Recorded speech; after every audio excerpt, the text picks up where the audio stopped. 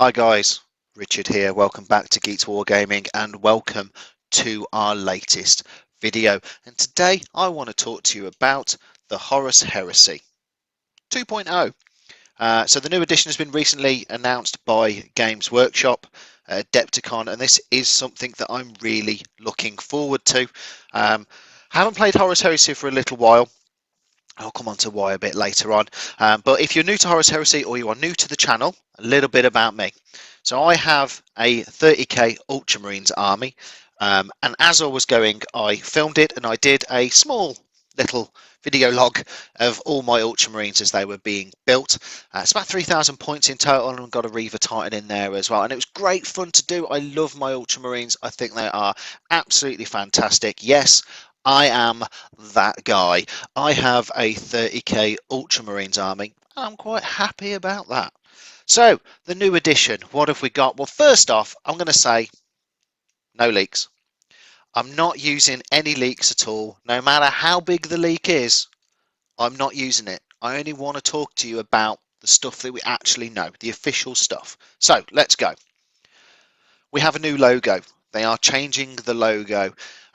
Brings it in line with the 40k logo. I quite like it. The Eye of Horus is still in there.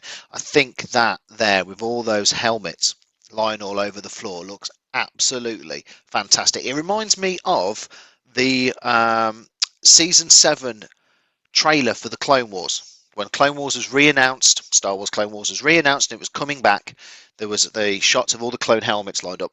I kind of get that feeling from it. And fair play, that is an immense shot. And talking of immense, I can't talk about the relaunch of the Horus Heresy without talking about the cinematic trailer that was released. Holy moly, that thing was awesome. You can tell the Games Workshop have gone out there and have recruited in some amazing designers for graphics and cinematics. Absolutely phenomenal trailer. It sums up perfectly the Horus Heresy, the fight between Horus and his brothers against. Oh, it's just amazing. If you haven't seen it, you need to go watch it. It made me moist. It's probably a little bit too much information, but you never know. I mean, I've taken some of the screenshots, the official ones from Games Workshop. I mean, you've got the troops, you've got a Titan, a Warlord Titan being hit. Cinematic wise, if they just need to do a film. Let's all face facts now. They need to do a Warhammer 30,000 film because we'd all watch it. This I love. This is a reimagining of a very famous shot or a very famous artwork piece from the Horus Heresy. Absolutely brilliant. All the Beacon Marines all lined up. And we have the Sons of Horus walking down. I'm guessing that'll be the Praetor in there. It's this thing about Beacon Marines are back. They've never really been anywhere. They're quite prominent in 30k anyway, so you know they are still there. Another wonderful shot. The drop pods going, launching down. You've got the troops walking forward, ready to embark on their drop pod. You've got other drop pods launching. It's just it engrosses you as it goes through. I've grabbed a couple of shots out as well as I've watched it. So, you know, the Warlord Titan shots, so you've got people running along and then you've got the legs and explosions going off and hitting the void shields and the flames spreading around the void shields. Absolutely amazing. Sakharan battle tank. New turret, I think it is. Absolutely beautiful shots. You've gone from infantry troops all the way up to Warlord Titans and even up into space with some of the shots, and it is absolutely phenomenal. Talking of the Sakharan battle tank and a few other things for Horus Heresy, Leviathan Dreadnought, so you've got the Daemonus pattern Rhino. They're on last chance to buy. They're on the last chance to buy, people, on the Forge World website. Does that mean we are going to get a plastic Spartan tank? Now, I have one for my Ultramarines, and it's fine. It was okay to build. A little bit painful because it's one of the older ones where the tracks had some of the quite a bit of flashing on. I had to clean them up. Leviathan Dreadnought, I have one of them. Absolutely amazing. Daemonus pattern Rhino, yeah, I've got one of them. Well, 2, 3 of them actually. Absolutely fantastic. Don't have a Sakharan battle tank randomly. If they are going to release all these into plastic, Leviathan Dreadnought needs to have a better pose than the Contemptor did in the original Calth box set, because that was very static and quite boring looking. So Leviathan pattern Siege Dreadnought needs to be dynamic if they are going to release it. It's not the only thing. Again, there is the Contemptor pattern Dreadnought body. We've got the Damocles Command vehicle. Again, got one of them. And then we now have the Mark 6 armor. So the Mark 6 armor was all cobbled together from bits of armor that was been lying around by some of the Mars worlds, and then used greatly towards the end of the Horus Heresy. So I like the fact that they've gone with this. I really, really do. I think it looks great, but again, last chance to buy. So that says to me that all of these may be going plastic. Maybe. Damocles Command Vehicle. Now, if they were to do that as plastic, holy hell, that would be awesome. I think what it would probably be is a multi-build kit with the Rhino and then the vehicle, and you'd get the scanner on the top. That would be my thoughts on that one. But it also means that the black books are last chance to buy. Now I'm going to look across at my bookshelf as I'm filming this, and I have 4 of them, and I also have the Heresy Visions 1 or 2, the limited edition box. So I've got 4 of these books, and they are no longer going to be valid, we think, with the new version. So it's not going to be, actually, because I said I wouldn't talk about leaks, so let's not go there. But yeah, they're not going to be valid.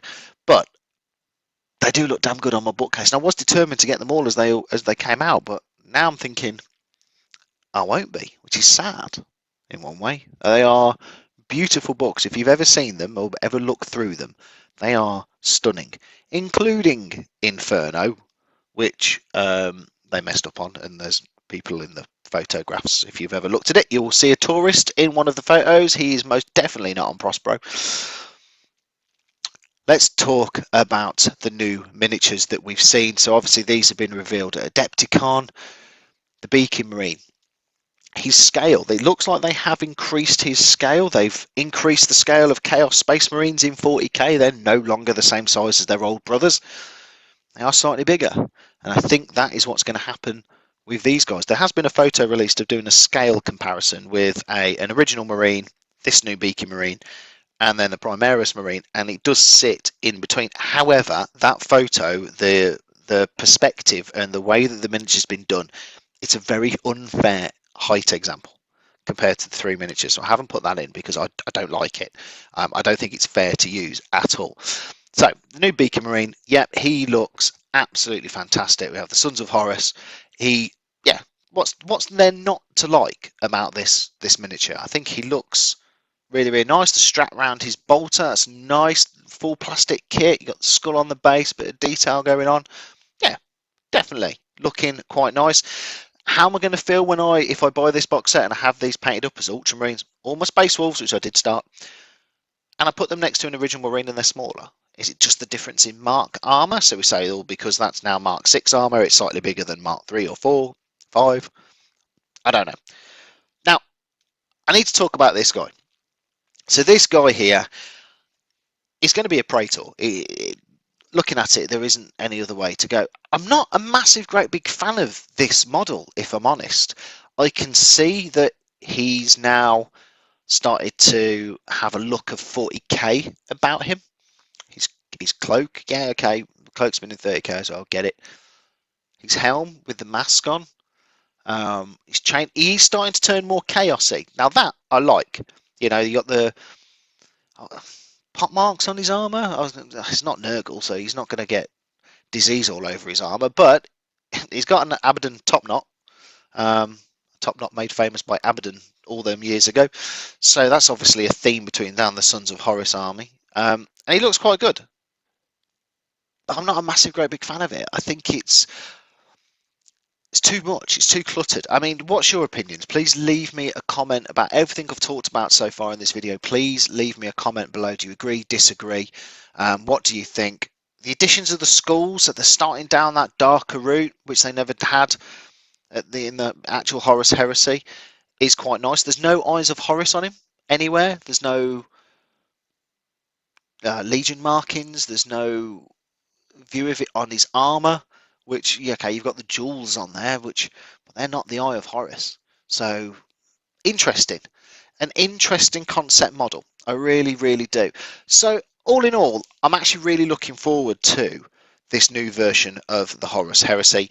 It's been quite a while since I did Horus Heresy. I've done some tournaments for 30k, which I absolutely love. The rule set that it was the old Warhammer 40,000 7th edition. Yes, it got tweaked for the Horus Heresy.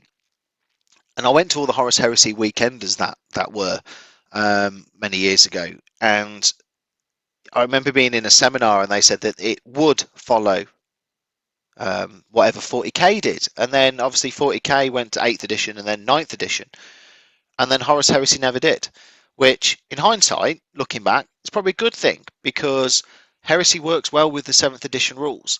Now, obviously, this is going to be version 2 of the Horus Heresy. Like I say, I'm not entirely sure what the rule set's going to be yet. What are the new rules going to entail for the actual way the game plays? Are they going to try and keep it simple? Because that's the thing, personally, I think the 40k suffers with. It started out as a very simple idea, and then there's all these extra bolt-ons that makes it more complicated, and you've gone from needing one book to needing a mobile library to take all of your codexes around with you. So, are they going to do the same with Heresy? I hope not.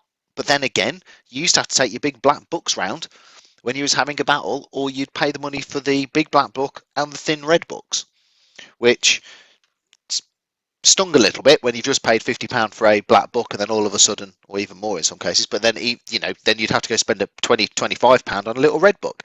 So how are they going to do it? How are they going to iron out any of the issues that we had while we were playing the game with rules? I think movement is going to be incorporated. I think different move for different units. I think the contempt is going to move more armor. Obviously they've got front side armors and rear armors in 7th edition. So we're really interested to see what Games Workshop do. Overall, I am so excited about this new Horus Heresy. Like I say, it's been a while since I've played Horus Heresy, and it's been a while since we've done a Horus Heresy battle report. And I will be totally honest with you right now. The reasons are, it can take anywhere between 6 and 8 hours to film a battle report. Its full-length battle report will take you 6 to 8 hours to film it. You've then got 4, 5, 6 hours of editing and publishing to do as well. So you could be talking 10 hours, 12 hours of work. And the views dropped off. The 30k community, which I am involved in on social media and in WhatsApp groups with quite a large members of the 30k community, and I adore being part of it, but the community stopped watching the YouTube videos and the content for them. I don't know what happened. I don't know if they went off to play 40k. I don't know if they fell out of love with the hobby. I don't know. But basically, for the hours that you were putting in, for the return on the views, it wasn't worth it. And we've seen that in evidence with, sadly, the 30k channel closing down. However, with the new version of Horus Heresy coming out, there will be a lot more content. I think a lot of the larger YouTube channels are going to be doing this. We've had some fantastic battles against Winter's SEO in the past with in Horus Heresy, Ultramarines versus his Sons of Horus, I think it was. Legion was absolutely great, and if you've not seen them, they are on the 30k playlist and they're in there, and they are some amazing games. I've met a lot of my friends through playing 30k, so it'll be great to have it back in a form that works, in picks people's interest back up again as well, so they actually have people to play against, and I can guarantee that you will see more Horus Heresy content coming to Geeks Wargaming, because I am so stoked about this and looking forward to get him back onto the battlefield. So guys, please leave us a like. It does help out the channel. Why not subscribe if you haven't done so already? Don't forget to click that bell icon so that you never miss any of our content. Please leave us a comment. What are your thoughts about this new Horus Heresy version? What are you feeling? Have you played it before? Have you never played it before? Are you just starting down the dark path of the Horus Heresy? Be interesting to know. And also, while I've got you, what do you think to this style of video? Because this is the first time I've done a video like this, and I'd actually like some feedback to whether or not you think this works and whether or not we should do some more of these. But yeah, thanks for watching, guys, and as always, we'll see you on the next one.